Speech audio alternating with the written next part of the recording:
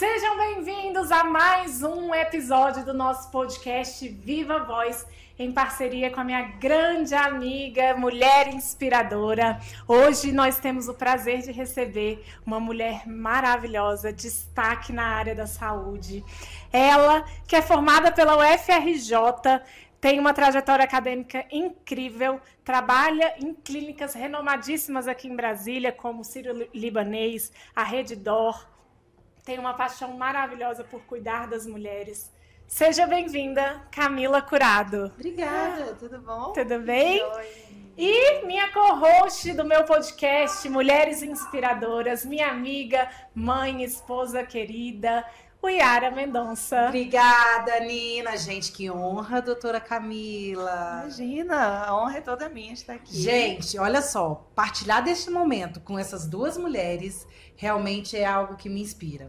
A Nina, com esse seu jeito amoroso, acolhedor, com 4 crianças e sempre ali, firme e forte. Camila, que quando a gente chega com desespero lá na doutora Camila, ela vai lá e acolhe a gente, ela cuida da gente e resolve as nossas situações, as nossas angústias. Então, obrigada a vocês duas. Vocês realmente inspiram. E que bom caminhar com vocês ao lado, viu? Tamo juntas, viu, minha amiga?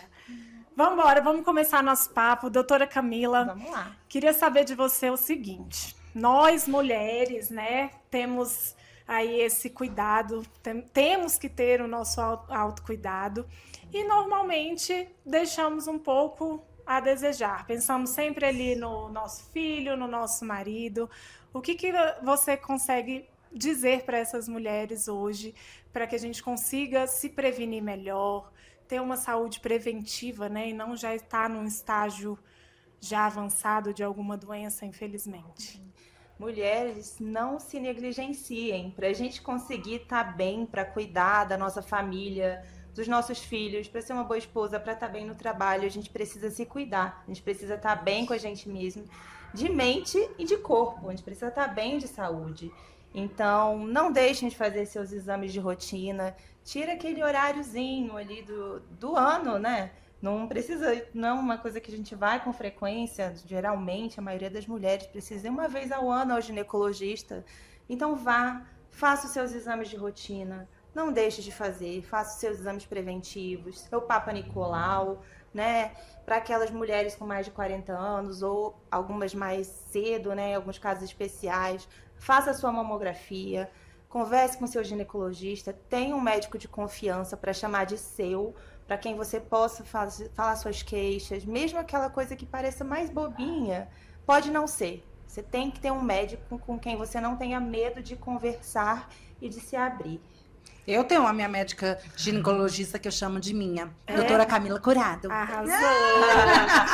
Vamos falar um pouquinho de endometriose. Eu acho que a endometriose ainda gera muitas dúvidas, Com né, certeza. na maioria das mulheres. Então, se você puder falar um pouquinho sobre os sintomas, como que a gente pode descobrir, de fato, quais são os exames que podem ser feitos. Claro.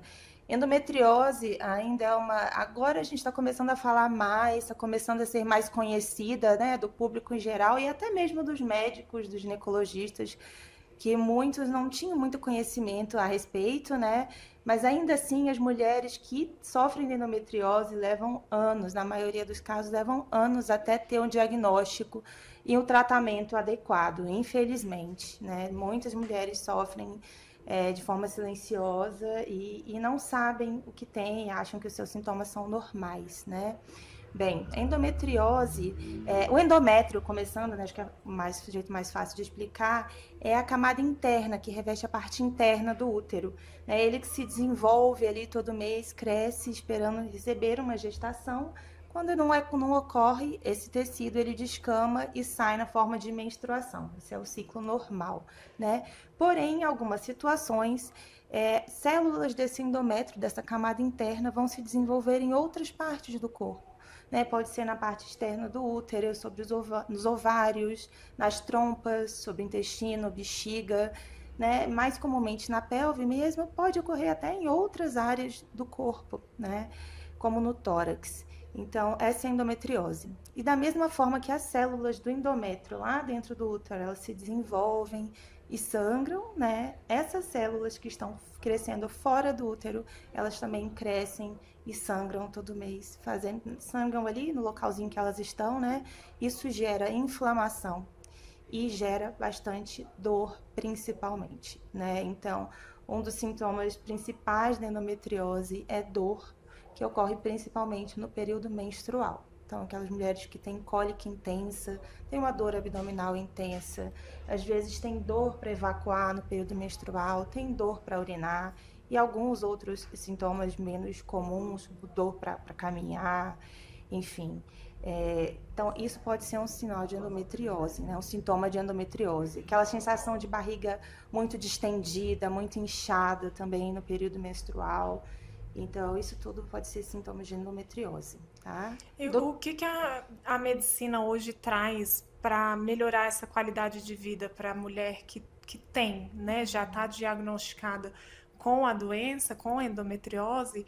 O que a gente pode fazer para melhorar a qualidade de vida dessa mulher? Bem, a endometriose, né, como uma doença que tem essa parte inflamatória, é uma doença inflamatória também, ela requer um tratamento multidisciplinar, né? Então, a mulher tem que melhorar a saúde dela como um todo, né? Existe o tratamento clínico, né? A gente tem a parte medicamentosa do tratamento, né? O tratamento clínico, que é feito principalmente com medicações hormonais, né? Muito se fala contra métodos contraceptivos hormonais hoje em dia, que são perigosos, não sei o quê, mas enfim, eles fazem parte do arsenal para tratamento da endometriose, tá? É muito importante. Né? Tem a parte do tratamento cirúrgico também, que está indicado em alguns casos, o tratamento cirúrgico, tirar ali aqueles nódulos, aqueles focos de endometriose, certo? E tem também a parte multidisciplinar, que seria a dieta anti-inflamatória, né? Que é muito importante no tratamento, faz muita diferença, né? Atividade física, um bom sono, que é outra coisa que as pessoas negligenciam, né? Parar de fumar ou não fumar, reduzir ou evitar o consumo de bebidas alcoólicas, isso tudo ajuda a desinflamar o corpo, né? E ajuda a melhorar os sintomas. Perfeito. Doutora, eu tenho uma dúvida. Descobri através dos exames que estou com endometriose. E aí? O que eu faço? Bem, a primeira coisa é conversar com seu ginecologista, né? Tem que avaliar quais são os seus sintomas, qual o grau de acometimento da endometriose, ou seja, quais órgãos estão sendo acometidos por esses nódulos de endometriose, né? E descobrir se você é uma mulher que não tem pretensão de engravidar, pelo menos naquele momento, no futuro próximo, ou se você está buscando engravidar, se você quer tratar a endometriose para engravidar.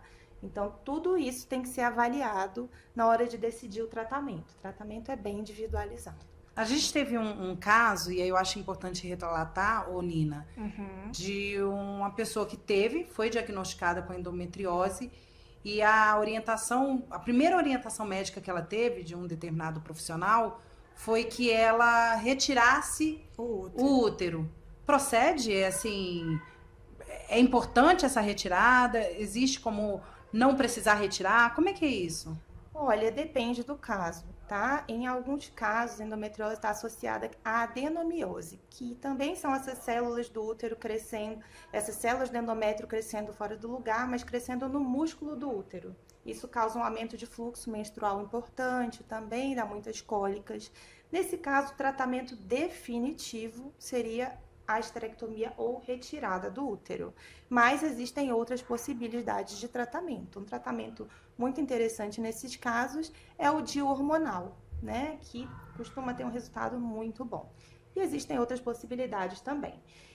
Mas a endometriose, além da adenomiose, ela não é tratada retirando o útero. É importante a gente Então não há uma necessidade de retirada, né? Na maioria dos casos, não. A gente tem que tirar os outros focos de endometriose que estão na pelve, quando o tratamento é cirúrgico, certo? Então é muito comum a gente fazer cirurgia de endometriose para preservação da fertilidade, como a gente chama. Ou seja, a gente tira todos os outros focos de endometriose da pelve e mantém o útero da paciente ali para ela poder engravidar ou não. Tem mulher que não deseja engravidar, mas não quer tirar o útero e tá tudo bem.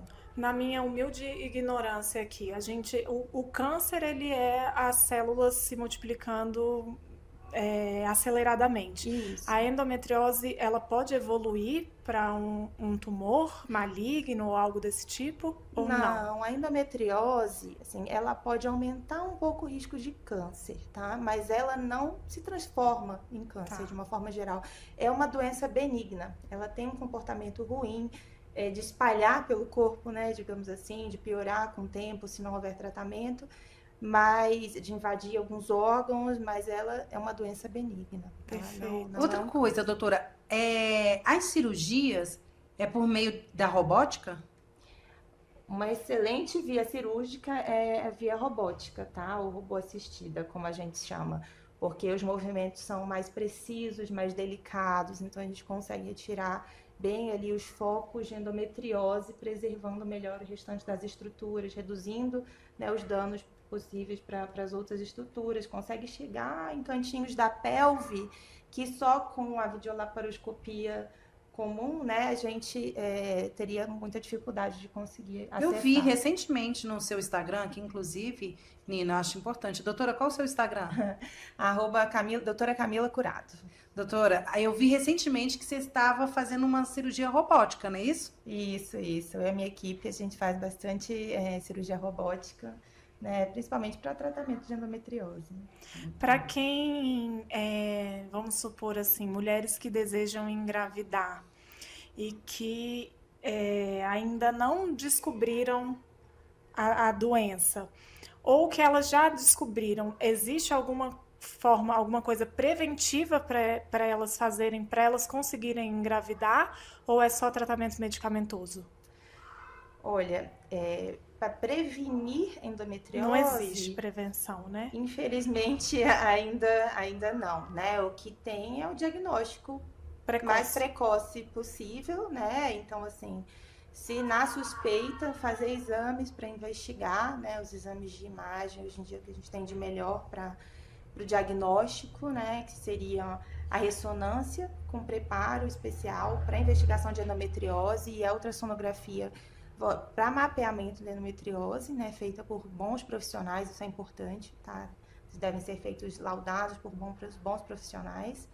Então, é o que a gente tem hoje em dia de melhor para conseguir diagnosticar, né, ajudar no diagnóstico da endometriose. Mas a mulher com o diagnóstico, é possível ela engravidar? Com certeza, é possível. A endometriose é sim um fator de infertilidade, pode dificultar, mas a gente tem tratamento. Então, e temos boas respostas com o tratamento. Aí eu tenho uma amiga que ela fez ela tinha endometriose, fez a cirurgia para fazer retirada e engravidou. Sim, meses depois. Então ela sempre teve dificuldade de engravidar, fez a cirurgia e engravidou. Então acho que é uma esperança, né, para aquelas que estão achando que ai, não meu dá. Deus, eu não vou poder mais ser mãe, né? Muitas mulheres acabam tendo isso por falta de conhecimento, angústia, né? Isso é uma dúvida comum. E nós temos tratamento e tratando, né? Muitas vezes, no caso de mulheres que querem engravidar, o tratamento acaba sendo cirúrgico. Mas temos boas respostas, excelentes respostas com a cirurgia, né? Às vezes tem que associar a fertilização in vitro, dependendo do caso, mas muitas vezes não. O paciente trata e consegue engravidar espontaneamente. Você sabe o que eu queria saber? Acho que endometriose a gente tem falado um pouquinho, mas já trouxe algumas informações necessárias. Agora, sabe uma dúvida que eu tenho sobre congelamento de óvulos? Vamos falar um pouquinho? Vamos falar um pouquinho, com certeza. Você sabe por quê?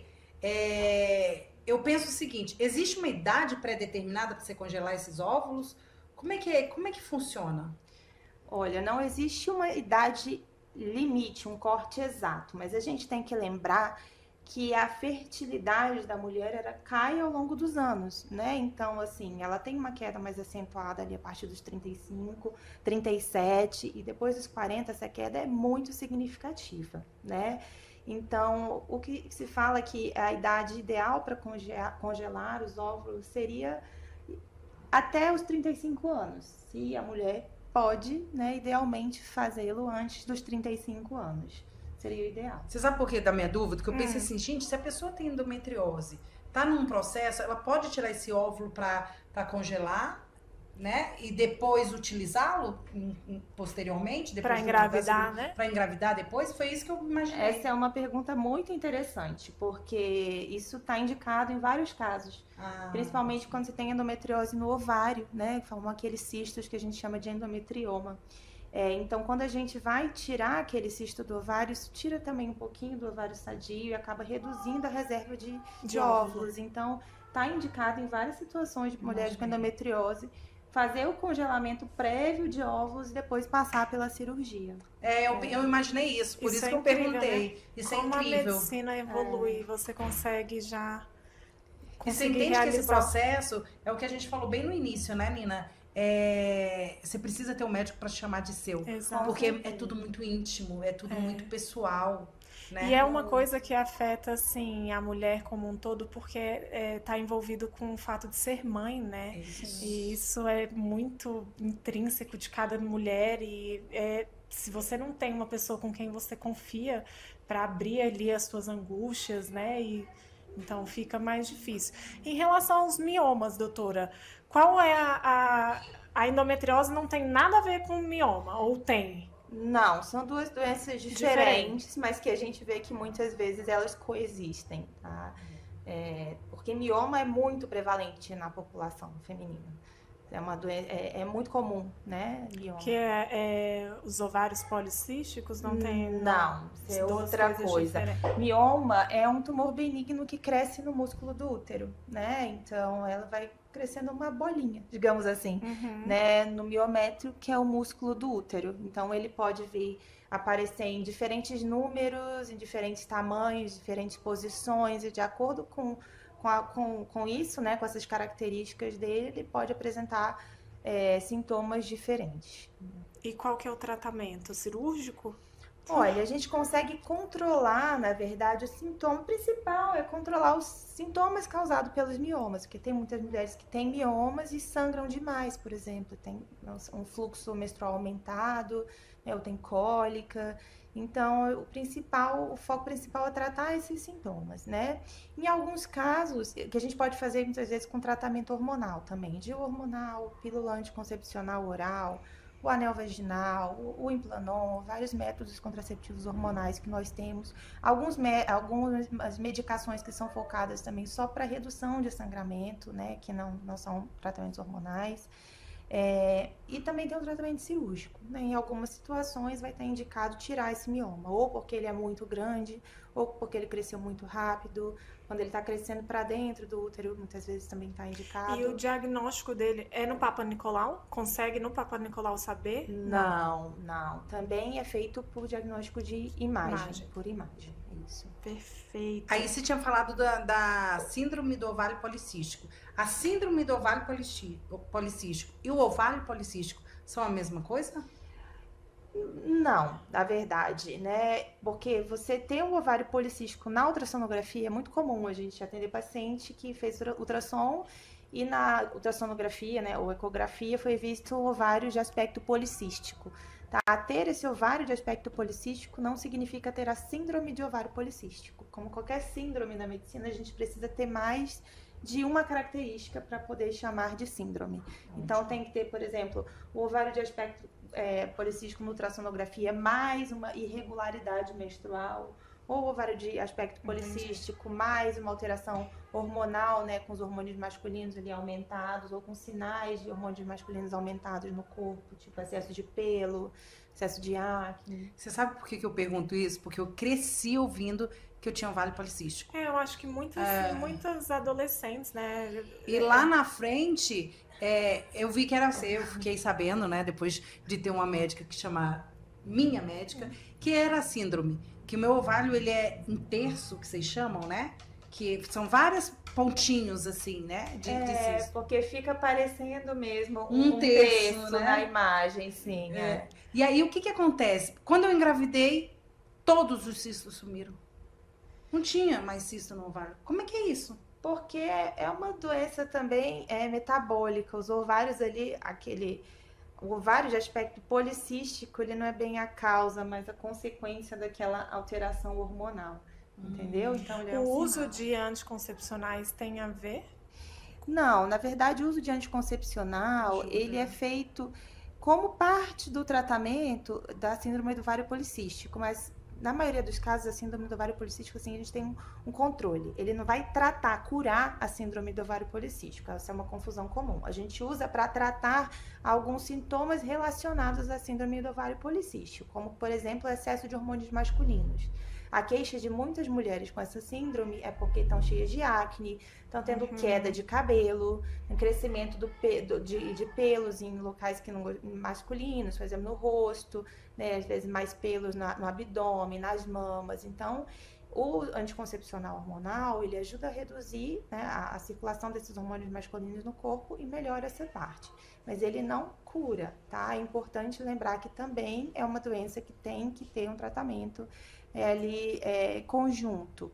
É importante tratar da parte metabólica, porque está relacionado à resistência insulínica, muitas vezes a maior risco de obesidade, maior risco de desenvolver diabetes.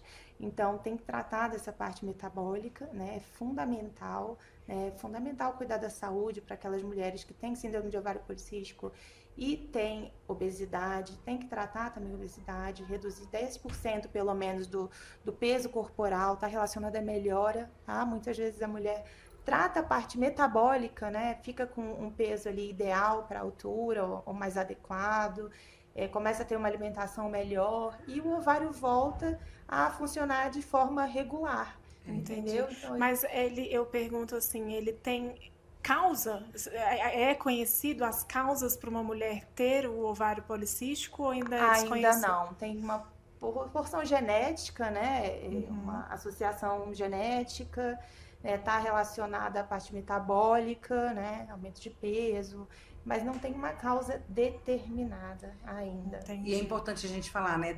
Do não negligenciar. Você vai ver que algumas regiões, e aí a questão metabólica, a importância, né? Quem tem a resistência insulínica e a síndrome do ovário policístico, ela normalmente tem as axilas mais escurecidas, não é isso, doutora? Sim, com certeza. Né? Então, assim, são coisas que o corpo está te mostrando. Oi, tem alguma coisa aí que não está equilibrado. E a gente acha que às vezes é normal. Não, é porque eu tenho muito pigmento mesmo. E não é isso, né? Exatamente. Infelizmente, as mulheres, assim, numa construção cultural, a gente tem a tendência a se negligenciar, né? Negligenciar os sinais que o corpo está dando, né? Por exemplo, o caso de uma paciente que foi fazer exames para fazer uma cirurgia, né? E chegou lá e viu que estava super anêmica. E aí descobriu, só então percebeu que depois de investigar várias outras causas de anemia, foi se dar conta que aquele fluxo menstrual intenso e aquela cólica intensa que ela sentia todo mês, desde a adolescência, não era normal. Né? Então, assim, apareceu do nada? Não, né? O corpo já vinha dando sinais, já vinha mostrando, mas a gente cresce, né? Talvez porque no passado não fosse difícil fazer o diagnóstico, não se tinha tanto conhecimento, as mulheres sofriam, né, com isso de forma silenciosa, mas assim, a gente cresceu com essa ideia de que ter cólica é normal, sangrar muito é normal, tem que aceitar, é meu corpo, né? Às vezes ter a axila mais escura, o pescoço, é meu corpo que é assim. Gente, vamos prestar atenção para os sinais que o nosso corpo dá pra gente, né? Isso, eu acho. Perfeito. Eu queria falar um pouquinho também para a gente atender mais um público jovem, né? Hoje eu vejo que a gente tem muito medo de uma doença que é o câncer, né? Eu perdi minha mãe para o câncer e hoje existe o câncer do colo de útero, né? Mas existe uma vacina que é a HPV que ela pode prevenir ou não tem nada a ver? Existe a vacina, prevenção excelente para o câncer de colo do útero. Né? A vacina, o HPV está relacionado à maior parte dos cânceres de colo do útero, e não só de colo do útero, né? Como muita gente pensa, o HPV pode causar câncer de vagina, de vulva, de região anal e até de garganta, né? Sim. Então, né, vamos lembrar, não só para mulheres, a prevenção não é só para mulheres, mas para os homens também. Os homens tomam HPV? Também devem tomar a vacina, né? O Ministério da Saúde hoje em dia já fornece a vacina para os meninos e para as meninas. Qual que é a faixa etária? De 9 aos 14 anos, que tem no SUS. Meninas e meninos? Agora tem que checar, agora não tenho certeza se é de 9 a 14 e suspende para 16. Corta. Mas a gente Pode olhar. É uma coisa que eu ia olhar e esqueci. Que é bom a gente falar. Até pra gente de 9 a com as 14, meninas. mas eu quero ter certeza. Que eu já tenho que vacinar minhas filhas. A Isadorinha. A outra coisa que eu vou falar sobre a vacina. É muito importante a vacina, porque é muito desconhecido, eu acho. É 9 às 14 mesmo. 9 às 14. 9 às 14. Eles ampliaram. 9 às 11, eles ampliaram. Estava sendo nas escolas, né? Mas voltando, vai. Voltando. Então, a vacina, ela consegue prevenir o câncer e ela pode ser utilizada tanto para menino quanto para menina. Ela pode e deve ser utilizada tanto para as meninas quanto para os meninos, com certeza. Tá lembrando que ela é aplicada, ela é fornecida pelo SUS dos 9 aos 14 anos, mas ela não está restrita para essa faixa etária, tá? A vacina pode ser aplicada para todas as mulheres, mesmo aquelas que já iniciaram sua vida sexual, mesmo aquelas que já tiveram câncer de colo do útero, tá? Porque a vacina, além de prevenir, né, ter um câncer, que é mesmo para aquelas pessoas que nunca tiveram, ela previne a recidiva do câncer, ou seja, para aquelas que já tiveram câncer ou já tiveram alguma lesão pré-cancerosa causada pelo HPV, ela previne que isso se torne, né, um câncer ou que esse câncer recidive ou volte. Porque o HPV ele é um vírus, É um certo? vírus, isso. E como que isso evolui para chegar de fato num câncer? Existem diferentes tipos de HPV, mas existe um grupo de HPV que são considerados grupos de alto risco oncogênico, certo? A partir do momento que eles infectam as células, eles se multiplicam e causam alterações celulares ali, causam algumas alterações nas células que vão levá-las a se multiplicar de forma descontrolada, virar um câncer, né? Então, ele é um indutor do câncer. É a causa. Gente, uma aula! Uma aula. Já tenho que dar vacina no meu filho, Mas, com certeza. É importante lembrar que a vacina não substitui o preventivo, ou Papa Nicolau, tá? As mulheres, mesmo aquelas mulheres vacinadas, elas têm que continuar fazendo seu Papa Nicolau de rotina, tá? Doutora, assim, quando que você indica, a partir de qual idade a criança procura um ginecologista mesmo? Porque, assim, espera-se ficar menstruada ou não? A gente já leva uma criança que ainda não está na fase menstrual para já ir averiguando e fazendo alguma coisa em relação à saúde preventiva da mulher? Olha, não tem uma idade corte, assim, exata, tá? Isso vai variar muito do desenvolvimento puberal da menina. Mas eu acho interessante levar a menina ao ginecologista quando ela começa o seu desenvolvimento puberal, né? Quando começa a já ter pelo, mama. Não tanto para a gente examinar, assim, ver se tá tudo certo, mas mais para conversar, para explicar para ela como é esse desenvolvimento, explicar para ela o que esperar, que ela pode menstruar, que tá tudo certo.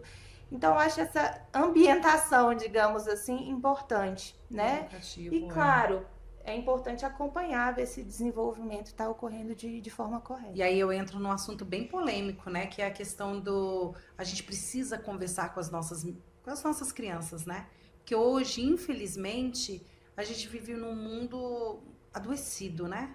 Então, eu acho que é importante trazer as crianças, fazer as nossas crianças conhecer o seu corpo, entender o que são partes íntimas, como se deve lavar as partes íntimas, como se deve secar as partes íntimas, que é uma educação que a gente começa em casa. Mas se a gente tem um profissional que tem um conhecimento maior, que pode nos auxiliar e nos ajudar nessa conversa, é importante. Né? Porque se a gente não fizer, alguém lá fora ou o celular e eles vai fazer. acabam não sabendo. Por exemplo, a gente vê, infelizmente, a gente vê que tem crescendo o índice de crianças molestadas, abusadas, né? Porque muitas vezes a gente não fala dentro de casa o que pode e o que não pode. é como um tabu, né? As pessoas tabu. ficam assim, eu acho que os pais têm mais esse receio de conversar sobre esse tema com os filhos, e que é um tema absolutamente normal e devido. A gente deve conversar com os nossos filhos sobre isso, né? Sem dúvida. Infelizmente, ainda é um tabu, né? Conversar sobre o corpo, principalmente sobre a parte íntima ali, as genitálias, enfim. E é um tabu sexo, sobre gravidez, sexo, né? da gravidez. O índice de gravidez na adolescência ainda é altíssimo, né? Então tem que ser conversado em casa, sim, tem que ser naturalizado, né? Falar sobre isso em casa. Eu fico vendo crianças... Começando pelos pais. É isso, e eu fico vendo, sabe, doutora, crianças de 11 anos grávidas. Crianças. São crianças, infelizmente a gente vê isso, a gravidez na infância e na adolescência. E a gente precisa realmente trazer junto com os profissionais, os pais, acho que a gente precisa se unir nessa educação, né? Com certeza. Trazer também essa conscientização das doenças, né? A questão do HPV e as demais outras doenças, elas precisam ser tratadas e faladas. Tratadas, faladas e prevenidas, tá? Hoje em dia, com os tratamentos do HIV, que a gente vê, né? As medicações estão, graças a Deus, funcionando muito bem, as pessoas... né, infectadas pelo HIV estão vivendo mais, com uma qualidade de vida melhor. Então parece que isso pelos adolescentes hoje em dia está sendo visto como eles não estão dando tanta importância. Então a gente vê que os tem adolescentes tratamento, então nem vou me cuidar, não tipo têm isso, se prevenido, só que eles esquecem que existem outras doenças também, né, como a sífilis, que a gente tem visto aumentar bastante o número de casos de sífilis entre os adolescentes, entre os adultos e até as pessoas mais velhas também. Porque as pessoas não se previnem, né? Não usam preservativo, né? Estão negligenciando isso. Das doenças infecto-contagiosas, né? Ou das doenças sexualmente transmissíveis. Troca um prazer momentâneo ali por uma coisa que fica para resto da sua vida, né? Assim... E que pode tirar a sua vida, né? E pode tirar, né? Então é importante falar isso, né? Isso deve ser falado não só pelos profissionais de saúde, mas deve ser conversado em casa também. Por isso que assuntos como esses são importantes realmente a gente colocar, porque hoje a gente sabe que a comunicação ela amplia muito mais quando a gente coloca na rede, né? Sim. Seja no YouTube, Instagram, enfim. Então assuntos como esses são de extrema relevância para que a gente traga consciência dos pais, para ir a gente quebrando esse tabu, que é uma questão cultural, né? E dos próprios jovens, né? Os jovens hoje estão conectados nas redes e eles podem adquirir conhecimento como no Instagram da doutora e conversando com os pais, tendo mais abertura, e eu acho que isso é super rico, né? Doutora, que aula! Que aula! Que aula, tô impressionada aqui, aprendi muito. Que bom. Muito obrigada, já vou fazer várias... Sair daqui e já levar minhas filhas para vacinar, viu, amiga? Pois é, gente. Façam isso. Pois é, então nesses laboratórios tem... no SUS, vacinas, né? No SUS? Mas o SUS é com 9 anos, a gente tem dois tipos de vacina, tá? Uma que é a quadrivalente, que é a vacina atualmente fornecida pelo SUS. É muito boa também, tá? Mas a gente tem um tipo de vacina nova agora, que é a nonavalente, tá? São 9. Que protege contra 9 tipos de HPV. Olha. Ganho de proteção é em torno de 20%, tá? Entre uma e outra, né? Então, assim, para quem tem condições de levar seus filhos para vacinar na rede particular e fazer a vacina nonavalente, excelente, tá? Para quem não tem, leve seus filhos ao SUS, tá? Para vacinar com a vacina quadrivalente. Para aquelas pessoas que não estão mais na faixa etária de vacinação pelo SUS, que já passaram dos 14 anos, não deixe de se vacinar. Vá numa clínica de vacina, enfim, existem várias clínicas que oferecem essa vacina e faça a vacina, porque não é barato, né? Mas é um investimento na saúde. A gente gasta por tantas outras coisas, né? Então, eu acho importante fazer esse investimento na saúde, né? É um câncer prevenível, gente. Não é aceitável hoje em dia que uma mulher morra de um câncer prevenível, que na enorme maioria dos casos é prevenível. Perfeito. Isso é ótimo. Vamos para a gente deixar a nossa mensagem final. Eu queria que você desse uma mensagem para essas mulheres, da importância do check-up, da saúde preventiva. Deixe uma mensagem aí. Vamos imaginar que a sua mensagem vai chegar para todas as mulheres desse mundo. O que você falaria para elas? Minha mensagem seria: mulheres, não se negligenciem, tá? Tirem um tempo para cuidar de você, cuide da sua saúde, é fundamental. A gente só consegue estar bem com as pessoas ao nosso redor, né? Com a nossa família, enfim, quando nós estamos bem conosco, né? Então, assim, para isso a gente precisa cuidar da nossa saúde, tá? Não se negligenciem. Tira um tempo para você, é muito melhor tirar um tempo agora enquanto você está bem, fazer seus exames preventivos, ver o que dá para melhorar ali no seu estilo de vida, enfim, o que você pode fazer para melhorar seu estilo de vida, sua qualidade de vida. É muito melhor agora do que depois para tratar uma doença que era prevenível, né, em alguns casos. Então, não se negligenciem. Muito bom. Muito bom, gente. Adorei. Vou te falar, a cada sentada que eu vou num consultório ou estou com a doutora Camila, eu aprendo um pouco mais. Eu já tomei uma lição para mim aqui mesmo, porque a gente acaba se negligenciando e a gente escuta assim falar, ela falando, e você fala, cara, a gente falou isso até no podcast anterior, de coloca primeiro a máscara de oxigênio em você, para você depois salvar a vida do outro, porque se você não estiver bem, como que você vai cuidar dos seus filhos, da sua família? Então, a gente precisa ter o autocuidado, a gente precisa se cuidar. Mulheres, assistam esse podcast até o final, porque tem conteúdos riquíssimos aqui. Faça sua prevenção, faça seu autocuidado, seu check-up. Tenha uma médica para chamar de sua. Se você não tiver, corre no Instagram da doutora Camila Curado. Marca uma consulta com ela, porque ela tem, vocês acabaram de ver aqui, é conteúdo riquíssimo. Ela vai conseguir fazer você mudar de vida, mudar seu estilo de vida e se cuidar, que é o mais importante. É isso, muito obrigada. Muito obrigada Nina. pela presença de vocês. Obrigada. Foi muito bom estar com vocês. Obrigada, inspiradoras! Top. Ai, foi muito bom.